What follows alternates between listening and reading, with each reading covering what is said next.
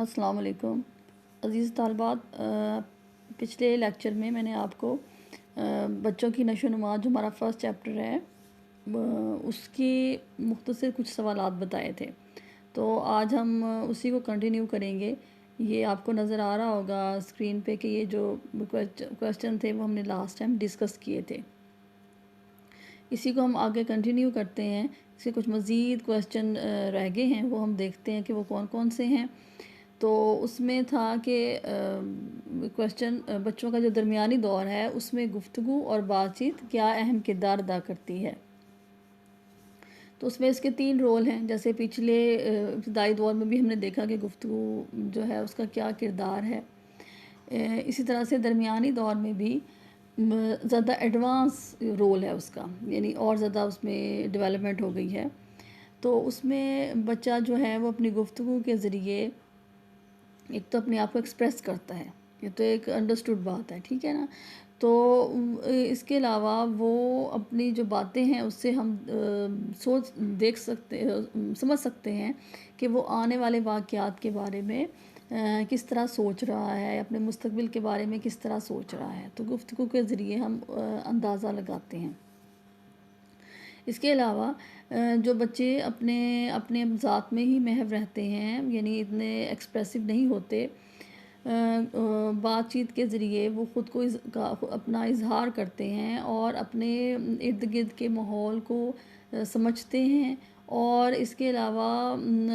उसको उसमें एडजस्ट होने की भी कोशिश करते हैं। यानी ज़ाहिर है जब वो अपने पेरेंट्स से या डिस्कस करेंगे, अपने क्लोज़ रिलेटिव से डिस्कस करेंगे, अपने अपने जो जज्बाती मतलब जो फीलिंग्स हैं उनके बारे में या जो उनके खौफ हैं उसके बारे में, तो ऑटोमेटिकली जो उनके पेरेंट्स हैं वो उनको उनके जो डर और खौफ है उसको दूर करने की कोशिश करेंगे और इस तरह से उनको अपने माहौल में एडजस्ट होने में आसानी होगी। फिर कुछ बच्चे जो हैं वो ख़ास तौर पे इसम सिफ़्त का ज़्यादा इस्तेमाल करते हैं। यानी आपको पता है इसम सिफ़्त में क्या है कि ख़ूबी या ख़ामी का इस्तेमाल करना, यानी किसी चीज़ की अच्छाई को बयान करना या उसकी बुराई को बयान करना। तो ख़ास तौर पे इन जुमलों का इस्तेमाल उसमें होता है और इसके अलावा गुफ्तगू में कोई ख़ास लहजा अपनाया जाता है। अब उसका इन्हिसार किस पे होता है? उसका इन्हिसार बच्चों के जो वालिदैन हैं उनके पेशे पे हो सकता है। जैसे किसी के पेरेंट्स डॉक्टर हैं और किसी के टीचर हैं, किसी के लॉयर हैं, तो बच्चे अपने पेरेंट्स के उन स्टाइल को अपनाने की कोशिश करते हैं। फिर वो जो मतलब जिस लेवल से उनका ताल्लुक़ है, इकनॉमिक लेवल से, जो उनका स्टेटस है, जिस तबके से उनका ताल्लुक़ है माशरे में, वो स्टाइल भी ऑटोमेटिकली उनके अंदर पैदा होना शुरू हो जाता है। तो ये 3 जो किरदार हैं गुफ्तगू के इस दौर में वो बहुत अहम है। नेक्स्ट क्वेश्चन है हमारा कि बचपन के दरमियानी दौर में शख्सी और माशरती नशोनुमा जो है वो किस तरह से होती है, यानी उनकी शख्सियत में क्या चेंजिंग्स आती हैं। तो बच्चे, जहाँ तक शख्सी नशोनुमा की बात है, तो बच्चा जो है वो अपने बारे में जो तसव्वुर पैदा हो चुका होता है इस एज तक, दरमियानी दौर तक जो तसव्वुर पैदा हो चुका होता है वो बहुत ज़्यादा उसकी पर्सनैलिटी को इफ़ेक्ट करता है। जैसे लास्ट टाइम मैंने आपको बताया था कि मस्बत है, ये मनफ़ी है, ठीक है। तो इसी तरह से इस एज में इज़्ज़त नफ्स के बारे में मतलब उन्हें बातों पे अपनी इंसल्ट फ़ील होती है, कुछ बातों पे ज़ाहिर है वो अपनी प्राइड फ़ील करते हैं जब उनको अप्रिशिएट किया जाता है। तो इसमें इज़्ज़त नफ्स है और उनकी जो अपनी शनाख्त है और इसके अलावा उनका जो तसव्वुर है जिन्स के बुनियाद पे, जैसे इस एज तक उनकी अंडरस्टैंडिंग हो जाती है कि वो ज़ाहिर गर्ल है या बॉय है। 5 से 13 साल को हम डिस्कस कर रहे हैं, तो गर्ल और बॉय की बेस पे भी जो उनके अंदर एक ऑटोमेटिकली उनके माशरे से या अपने माहौल से वो एक कॉन्सेप्ट लेते हैं कि जी बॉयज़ जो हैं उनमें एक आइडिया पैदा होता है कि हम ये कर सकते हैं, हम इस हिसाब से बड़े थोड़े से सुपीरियर हैं। फॉर एग्ज़ाम्पल अगर उसके माहौल में ये है, उसे ये आइडिया दिया जा रहा है कि بوائز اس حساب سے بڑے سپیریئر ہیں. تو یہ چیزیں جو ہیں یہ بچے میں پیدا ہونی شروع ہو جاتی ہیں جنس کی مناسبت سے کہ بوائے یا گرل کے حساب سے تصور بھی بچے کی ذات میں پیدا ہونا شروع ہو جاتا ہے. اور اس کے علاوہ جو ہم عمر بچے ہیں ان سے جب وہ میل جول کرے گا تو ظاہر سی بات ہے کہ اس کی معاشرتی نشو و نما پر بھی اثر انداز وہ ہوگا یہ میل جول. اور بچے جب ایک دوسرے سے بات چیت کرتے ہیں، اپنے تجربات دوسروں کو بیان کرتے ہیں، یا دوسروں کے تجربات ان کو جاننے کا موقع ملتا ہے تو اس سے بھی ان کی لرننگ ہوتی ہے اور ان کی جو معاشرتی نشو و نما ہے اس کی ڈیولپمنٹ. اب دیکھیں جو بچے باہر ان کو ایکسپوجر ہوتا ہے، یعنی باہر زیادہ ذرا گھومتے ہیں جاتے ہیں، یا ان کے پیرنٹس انہیں کام کے لیے بھیجتے ہیں شاپس تک، یا چھوٹے موٹے کام ان سے کرواتے ہیں، تو جو وہ باہر کی دنیا اپنے گھر سے باہر جو وقت گزارتے ہیں اس سے آپ نے دیکھا ہوگا. اور کچھ بچے تو ظاہر ہے ارن کرتے ہیں، اس ایج میں بھی ارن کرتے ہیں اپنی گھر کے لیے، تو ان بچوں کی پرسنالٹی میں اور وہ بچے جو گھر میں رہتے ہیں بہت فرق ہوتا ہے. تو جس بچے کا جتنا زیادہ دوسرے لوگوں سے دوسرے بچوں سے میل جول ہوگا اتنا ہی اس بچے کی پرسنالٹی زیادہ چینج ہوگی اس کی نسبت، یعنی زیادہ کانفیڈنٹ ہوں گے اور زیادہ اپنے مسائل کو خود حل کرنے کی کوشش کریں گے ان بچوں کی نسبت جو کہ گھر میں رہتے ہیں، زیادہ پیرنٹس پہ ڈیپینڈنٹ ہیں. تو یہ فرق تو پڑتا ہے کہ جتنا دوسروں کے ساتھ تعلقات زیادہ ہوں گے اتنے زیادہ پرسنالٹی میں تبدیلیاں آئیں گی اور پرسنالٹی جو ہے وہ زیادہ ایکسپریسو ہوگی. جہاں تک بات ہے کہ جذباتی نشو و نما کس طرح سے ہوتی ہے، تو جیسے بچوں میں ڈر اور خوف ہوتا ہے تو اس ایج تک آنے تک بچوں میں ذاتی تحفظ اور جانوروں سے جو خوف ہے وہ ذرا کم ہو جاتا ہے، اور اس کی جگہ پہ دوسروں کو فیس کرنا. میں بتا رہی ہوں جیسے کچھ بچوں کو خود باہر جا کے لوگوں کو فیس کرنا ہوتا ہے، اپنے گھر کے لیے کچھ کمانا ہوتا ہے، اور باقی بچوں کو جیسے اسکول جانا ہے تو باہر جا کے لوگوں کو فیس کرنا. اور جو دوسرے معاشرتی تعلقات ہیں جیسے شائع ہوتے ہیں کچھ بچے، مہمان آ جائیں گھر میں خود کو لمیٹیڈ کر لیتے ہیں، اتنا زیادہ سامنے نہیں آتے، زیادہ بات چیت نہیں کرتے، اور کچھ بچے بڑھ چڑھ کے بولتے ہیں. وہ بچے ہوتے ہیں جن کو پیرنٹس زیادہ باہر لے کے جاتے ہیں، زیادہ اپنے دوستوں سے ملواتے ہیں، زیادہ ریلیٹیوز میں لے کے جاتے ہیں. وہ جو بچے زیادہ ایکسپریسو ہوتے ہیں. تو اس ایج میں جہاں تک جذباتی نشو و نما کی بات ہے تو ان میں اسکول اور معاشرتی تعلقات کا جو خوف ہے وہ بڑھتا ہے. اور وہ جب وہ خود کچھ ایفرٹ کرتے ہیں اور خود کچھ گین کرتے ہیں، یعنی اپنی محنت سے اپنی کوشش سے جب انہیں وہ کوئی چیز حاصل کرتے ہیں، وہ کچھ اچیومنٹ کرتے ہیں تو اس سے ان کو بہت زیادہ خوشی ہوتی ہے. اور اس ایج میں جہاں تک دیکھا جائے کہ بوائز وہ غصیلے ہوتے ہیں، ان میں بہت غصہ آتا ہے، اور لڑکیاں جو ہیں وہ زیادہ غصے سے اجتناب کرتی ہیں. اس ایج میں زیادہ مار دھاڑ کا جو ایٹیٹیوڈ ہے وہ بوائز میں دیکھا جاتا ہے. یہ تو ہو گیا ہمارا درمیانی دور. اس کے بعد جاتا ہے کہ جو نوبلوغت یا نوجوانی کا دور ہے، اس کو ہم کہتے ہیں 13 سے 18 سال کی عمر کا دور. تو اس ایج میں جسمانی نشو و نما جو ہے وہ مطلب اس کا جب کوشچن ہوگا تو اس میں آپ نے جو ان میں فزیکل چینجنگز ہیں جیسے قد اور وزن میں اضافہ ہونا، اور ان کی جو انٹرنل آرگنز ہیں ان میں اضافہ ہونا، پھر یہ کہ ان میں تھوڑی سی سینس آنا سیکشولی کہ جینڈر وائز میل ہیں فیمیل ہیں وہ ان میں سینس آنا، اور جو مسلز ہے یعنی عضلاتی نشو و نما ہے اس کی جو طاقت ہے اس میں اضافہ ہونا، اس کے آپس میں کوآرڈینیشن ربط میں اضافہ ہونا، یہ تبدیلیاں دیکھنے میں آتی ہیں فزیکلی اس ایج کے بچوں میں. شخصی اور معاشرتی نشو و نما کی جہاں تک بات ہے تو اس میں ہم یہ دیکھیں گے کہ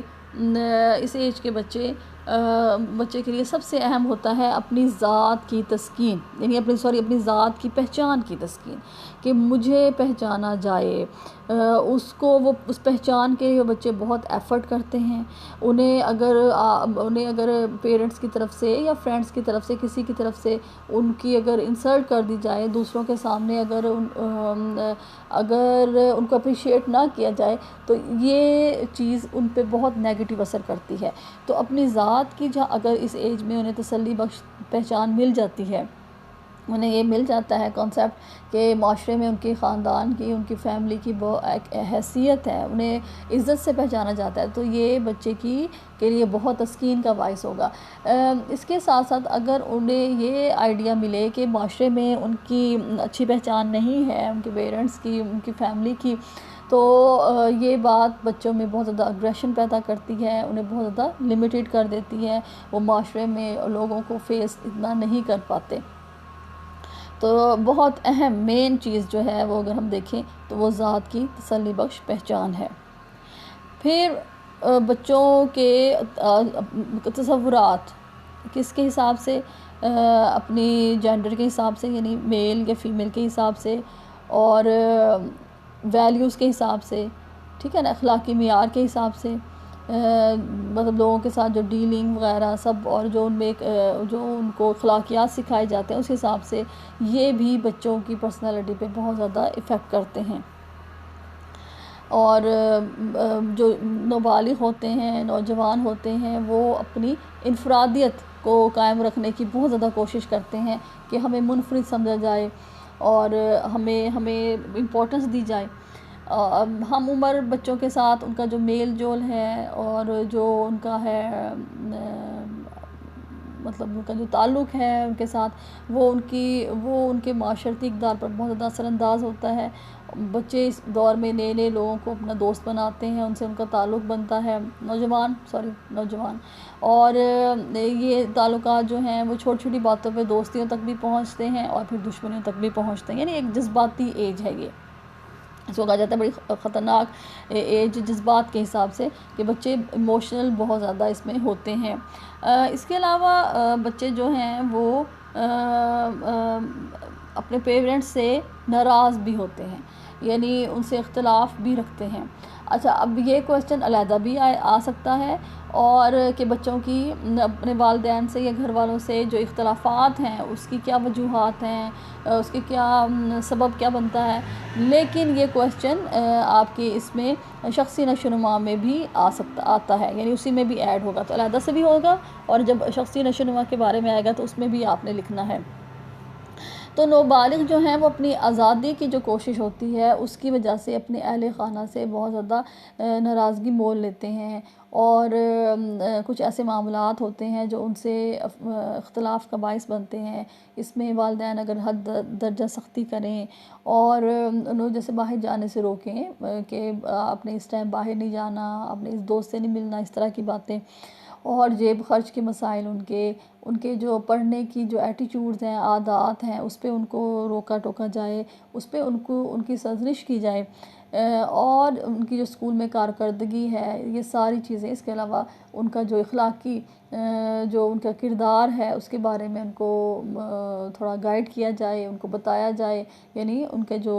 ایز اے ایڈلٹ، بلکہ ایز اے ایڈلٹ جو ان کا ایک بیہیویئر ہونا چاہیے معاشرے کے لیے، گھر والوں کے لیے، اپنے ملک کے لیے، اس پہ جب ان کو گائیڈ کیا جاتا ہے تو یہ سب چیزیں مل کے والدین سے اور گھر والوں سے اختلاف کا باعث بنتی ہیں۔ نیکسٹ ہمارا امپورٹنٹ کویسچن ہے کہ ابراہیم ماسلو کے، یہ بہت امپورٹنٹ ہے، موسٹ امپورٹنٹ، ہر سال نہیں تو ہر دوسرے سال لازماً یہ کویسچن جو ہے وہ آتا ہے۔ تو اس میں ابراہیم ماسلو نے جو بنیادی انسانی ضروریات کے مدارج بیان کیے ہیں اس کو ترتیب وار، اگر آئے کہ ترتیب وار لکھنا ہے تو لازماً آپ نے اس کو اسی سیکوینس سے لکھنا ہوتا ہے جس سیکوینس سے بیان کیا گیا ہے، ظاہر امپورٹنس وائز اس کو بیان کیا گیا ہے۔ تو وہ اگر آپ سیکوینس سے نہیں لکھتے، یعنی ترتیب سے نہیں لکھتے، تو وہ آپ کے جو مارکس ہیں اس میں ہاف مارکس تو کٹ جائیں گے۔ اگر ترتیب وار لکھنے کا نہیں آتا تو پھر تو ظاہری بات ہے، انڈرسٹوڈ ہے کہ وہ آپ لے لیں گے مارکس، لیکن اگر اسپیشلی ترتیب وار تو کوشش کریں کہ اس کو آپ ترتیب وار ہی یاد کریں۔ وہ ہمارے ہیں جسمانی ضروریات، سب سے پہلے ایک انسان کے لیے اس کی جو جسمانی ضروریات ہیں، خوراک، لباس، رہائش وغیرہ، یہ ضروریات بہت اہم ہیں۔ پھر تحفظ کی آ جاتا ہے سیکنڈ نمبر پہ۔ تھرڈ پہ ہے کہ باہمی تعلقات، کہ اگر جب اس کو تحفظ کا احساس ہو جاتا ہے سوسائٹی میں، اپنے گھر میں، تو پھر وہ تعلقات کی طرف غور کرتا ہے، پھر اس کی پرائیورٹی جو ہوتی ہے وہ تعلقات ہوتی ہے، کہ ظاہر تعلقات کے بغیر ایک انسان معاشرے میں نہیں رہ سکتا۔ پھر اس کے بعد عزت و تکریم اس کے لیے بہت زیادہ امپورٹنٹ ہے، اور پھر ٹاپ پہ جو جا رہا ہے وہ چیز وہ ہے تکمیل ذات، کہ پھر اس کی جو ذات کی تکمیل ہے وہ اس کا سٹیپ ہوتا ہے جب اس کو عزت بھی ملتی ہے، اس کی ضروریات بھی پوری ہوتی ہیں، اس کو تحفظ کا بھی احساس ہوتا ہے، تو یہ سب چیزیں مل کر اس کی ذات کی تکمیل کا باعث بنتی ہیں۔ اور اس سے یہ بھی ہوتا ہے کہ افراد میں جو جتنی بھی صلاحیتیں ہیں، ان میں جتنی بھی قوتیں ہیں، وہ اس کو کوشش کرتا ہے کہ اس کو عروج پر لے کے آئے، اور اس کے لیے ان تمام چیزوں کی اس کو ضرورت ہوتی ہے، یعنی اپنی صلاحیتوں کو، اپنی قوتوں کو عروج پر لانے کے لیے اسے ان تمام چیزوں کی ضرورت ہوتی ہے، اور عزت بہت زیادہ ضروری ہے، اس کی سیٹسفیکشن کے لیے بہت زیادہ اس کو عزت اور تکریم چاہیے ہوتی ہے۔ اور اس میں خود کو عزت دینا بھی شامل ہے عزت و تکریم میں، یعنی افراد اپنے بارے میں کیسے سوچتے ہیں، اپنے بارے میں ان کا کیا آئیڈیا ہے، تصور کیا ہے ذات کے بارے میں، اور اس کے علاوہ معاشرے میں یہ دونوں چیزیں کہ خود سے بھی اس کو عزت چاہیے ہوتی ہے۔ دیکھیں جب پہلی بات یہ ہے کہ جب ہم خود اپنے آپ کو عزت نہیں دیتے، ہم اپنے آپ کو امپورٹنٹ نہیں جانتے کہ ہم ضروری ہیں، ہم اہم ہیں اس سوسائٹی کے لیے، اپنے پیرنٹس کے لیے، اپنے گھر والوں کے لیے، تو آٹومیٹیکلی ہم اپنا اتنا زیادہ درست استعمال نہیں کرتے سوسائٹی کے لیے، ہم اپنی جو ایبلٹیز ہیں، اپنی جو صلاحیتیں ہیں، ان کو صحیح طرح استعمال نہیں کرتے، ہم بس وقت گزارتے ہیں اس طرح سے کرتے ہیں، تو یہ اور دوسرے بھی پھر ہمیں امپورٹنس نہیں دیتے، تو خود کو امپورٹنس دینا امپورٹنٹ ہے۔ پھر اس کے بعد باری جاتی ہے کہ دوسروں سے بھی عزت اور تکریم ملے، اور پھر اس کی ہم بنیادی ضروریات کو دیکھ رہے ہیں، اور پھر لاسٹ پہ جو اس کا جاتا ہے وہ یہ ہوتا ہے کہ اس کی ذات کی تکمیل ہونی چاہیے، اور اس کے لیے وہ اپنی تمام صلاحیتوں کو، اپنی تمام قوتوں کو جو ہے وہ استعمال کرتا ہے، اس کو عروج پہ لے کے آتا ہے، اور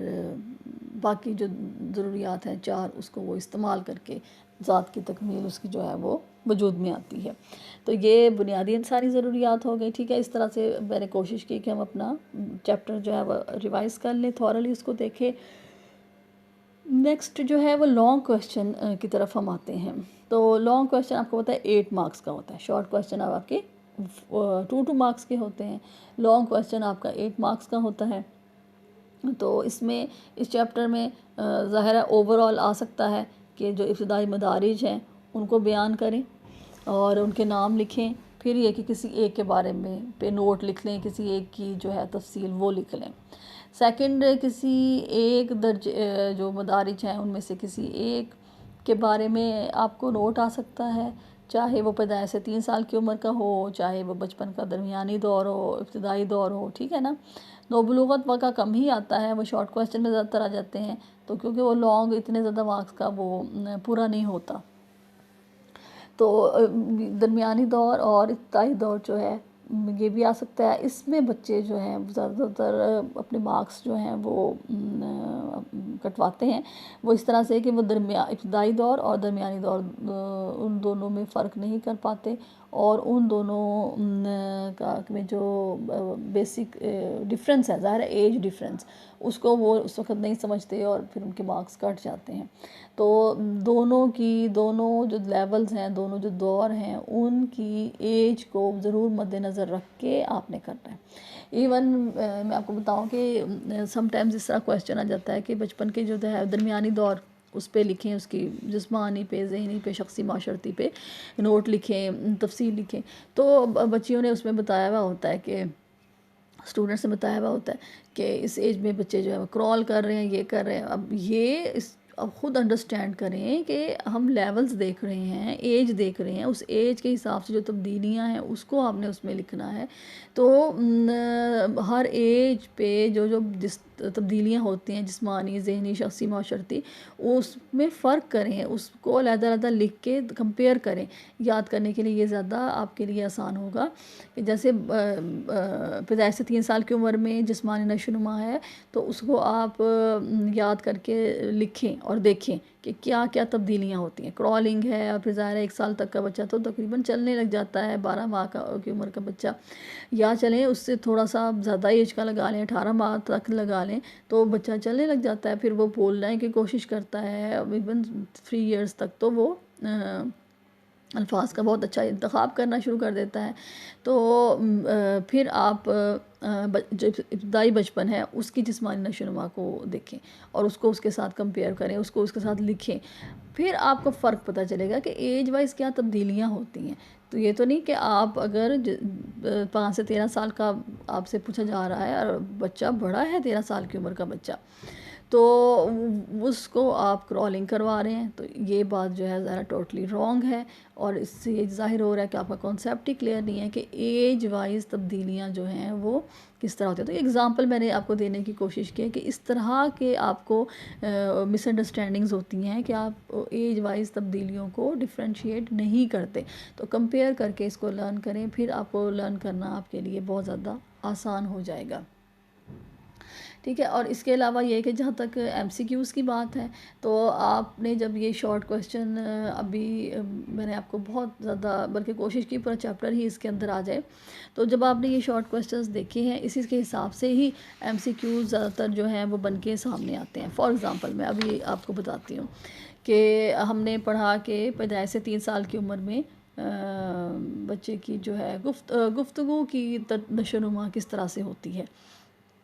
ابتدائی دور ہے، ظاہر ہے پیدائش کے بعد کا دور ہے یہ.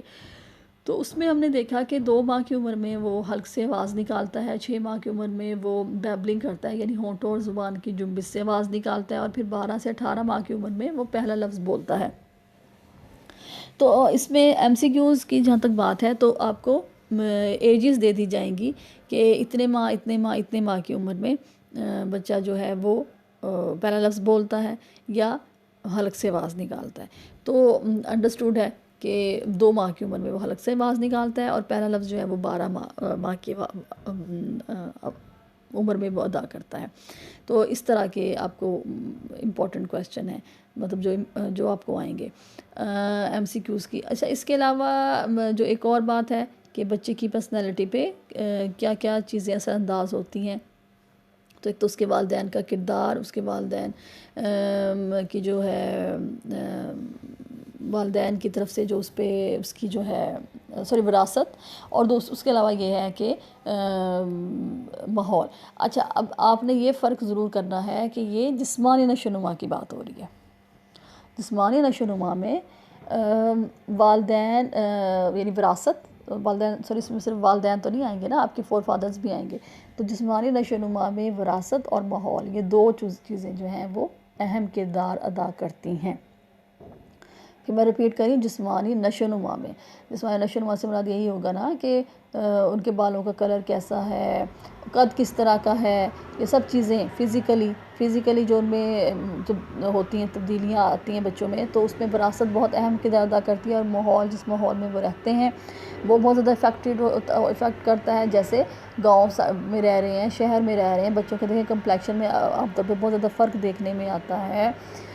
ہیئر کلر میں فرق دیکھنے میں آ جاتا ہے ماحول کی وجہ سے، خوراک کی وجہ سے. اور اس کے علاوہ یہ کہ ماحول ان کا ٹینس ہے، خوشگوار ہے، کیا چیزیں ہیں، تو وہ بھی بچوں کی جو نشو و نما ہے اس پہ بہت زیادہ افیکٹ کرتے ہیں. جیسے میں نے آپ کو اگزامپل مجھے لگتا ہے کہ میں نے ایک دفعہ دی تھی آپ کو کہ اگر ہم پلانٹس کو رکھیں اچھی اس میں ایٹماسفیئر میں، یعنی وہاں پہ اتنی زیادہ دھوپ نہ ہو جو اس کے لیے اچھی نہیں ہے دھوپ، انڈور پلانٹ کی اگر ہم بات کریں تو، اور یہ کہ وہاں پہ اچھا ماحول، موسم ہے، ٹھنڈک ہے، سب کچھ ہے، اس کی گروتھ کے لیے وہ چیزیں اچھی ہیں، تو کیا ہوگا کہ پلانٹ جو ہے وہ جلدی اس کی اچھی گروتھ ہوگی. اس کے بجائے اگر ہم اس پلانٹ کو شدید دھوپ میں رکھ دیں، انڈور پلانٹ کو، تو ظاہری بات ہے کہ وہ چند گھنٹے ہی چل سکے گا اور اس کے بعد وہ مرجھانا شروع ہو جائے گا. تو اس کے اکارڈنگلی ایٹماسفیئر دینا بچے کے اکارڈنگلی. اس کے علاوہ جن گھروں میں بہت زیادہ لڑائی جھگڑے ہوتے ہیں، بہت زیادہ ٹینس ماحول ہوتا ہے، وہاں پہ اگر پلانٹس کو اگانے کی کوشش کی جائے تو عموماً پلانٹس کی اچھی گروتھ نہیں ہوتی. اس کی بجائے جہاں پہ خوشگوار ماحول ہو اور اچھی وہاں پہ حالات ہوں، آپس میں تعلقات بہت اچھے ہوں، تو وہاں پہ یہ پلانٹس کی گروتھ بھی اچھی ہوتی ہے. یہ ایک مطلب ریسرچ یہ چیزیں ثابت کرتی ہے کہ آپ کو جو اچھا ماحول ہے وہ ایون پلانٹس پہ بھی کتنا زیادہ اثر انداز ہوتا ہے. تو یہ تو پلانٹس کی بات ہے. بچے ظاہر ہے وہ پلانٹس سے بھی زیادہ کہہ لیں سینسٹیو ہیں، تو بچوں پہ یہ چیزیں بہت زیادہ افیکٹ کرتی ہیں، ان کے ارد گرد کا ماحول بہت زیادہ افیکٹ کرتا ہے، ٹھیک ہے۔ تو اس کے علاوہ اگر ہم دیکھیں کہ کون سا ہے امپورٹنٹ، تو بچے جو ہیں وہ کس ایج میں ہاتھوں کا جو ہے وہ استعمال شو کرتے ہیں، یعنی ہاتھوں کا ترجیحی استعمال شو کرتے ہیں، دایاں ہاتھ استعمال کرتے ہیں یا بایاں ہاتھ استعمال کرتے ہیں، تو وہ آپ نے دیکھنا ہے کہ وہ تقریباً 13 سے 15 ماہ تک کی عمر میں یا پیدائش سے 3 سال تک کی عمر کے اندر بلکہ شروع کے وقت ہی ہے کہ یہ چیزیں جو ہیں وہ ظاہر ہوتی ہیں 13 سے 15 ماہ تک کی عمر میں۔ اور اس میں کیا فیکٹرز افیکٹ ہوتے ہیں، یہ چیز بھی ہو سکتی ہے کہ ہاتھوں کے استعمال میں کون سے اثرات جو ہیں وہ رول پلے کرتے ہیں، تو اس میں ماحول بھی رول پلے کرتا ہے اور اس کے نسلی اثرات، یعنی جینیٹک جو اس کی فورسز ہیں، نسلی اثرات، وہ بھی اس پہ افیکٹ کرتا ہے۔ تو اس چیپٹر میں عموماً ویسے تو کم شارٹ کویسچن دیکھنے میں آتے ہیں، لیکن جو اہم تھے وہ میں نے آپ کو بتانے کی کوشش کی، اور اس کے علاوہ یہ کہ جو بنیادی انسانی ضروریات ہیں وہ کتنی ہیں، ان کے جو مدارج ہیں وہ کتنے ہیں، تو وہ 5 ہیں، یہ بھی ہو سکتا ہے وہ 3 ہیں، 4 ہیں، 2 ہیں یا 5 ہیں، تو آپ نے اس میں دیکھنا ہے کہ 5 اس کے مدارج ہیں، ٹھیک ہے۔ تو یہ ہمارا چیپٹر تھا، اس کو میں نے کوشش کی ہے کہ پورا آپ کو صحیح طرح سے ریوائز کرواؤں، اس کو کور کرنے کی میں نے کوشش کی ہے، اس کی آپ نے اچھی طریقے سے پریپریشن کرنی ہے، اور پھر انشاءاللہ میں کوشش کروں گی کہ اب کا جو ہے نا وہ تھوڑا سا میں ٹیسٹ لینے کی کوشش کروں، اور مزید نیکسٹ جب جو ہے ہماری کلاس، اس کے اندر میں 2nd چیپٹر کو ریوائز کروں گی، ٹھیک ہے۔ السلام علیکم۔